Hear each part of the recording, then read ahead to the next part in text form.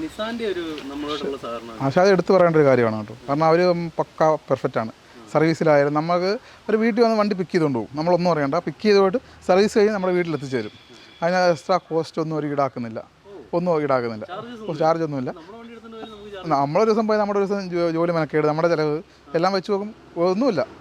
അവർ വണ്ടി വന്ന് പിക്ക് ചെയ്തോളും, സർവീസ് കഴിഞ്ഞ് വീട്ടിൽ കൊണ്ടുതരും.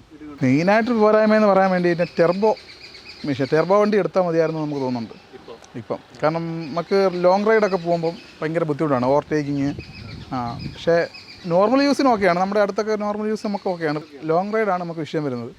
നമുക്ക് ഇപ്പോൾ ഓവർടേക്ക് ചെയ്യണമെങ്കിലും ഭയങ്കര ലാഗാണ്. പെയിൻറ്റ് ക്വാളിറ്റി അത്ര ഇല്ല, നമുക്ക് അത്ര സാറ്റിസ്ഫൈഡ് അല്ല. പെയിൻറ്റ് മൊത്തത്തിൽ ഒരു ലോക്കൽ ഫീലാണ്. ഇപ്പോൾ നമ്മൾ ഗണ്ണുകൊണ്ട് അടിക്കുകയാണെങ്കിൽ തന്നെ സൈസ് ഗണ്ണുണ്ട് വീട്ടിൽ, അതുകൊണ്ട് യൂസ് ചെയ്യുമ്പോൾ തന്നെ പെയിൻറ്റ് ഇളകി പോകാറുണ്ട്, ചെറുതായിട്ടൊക്കെ ഇളകി പോകാറുണ്ട്. എഡ്ജിൽ നമ്മൾ ഗണ്ണുകൊണ്ട് നമ്മളിത് പ്രഷർ പമ്പ് ചെയ്യുമ്പം സൈഡ് ഇളകി പോകാറുണ്ട്. ഇളകി പോകുന്നുണ്ട്.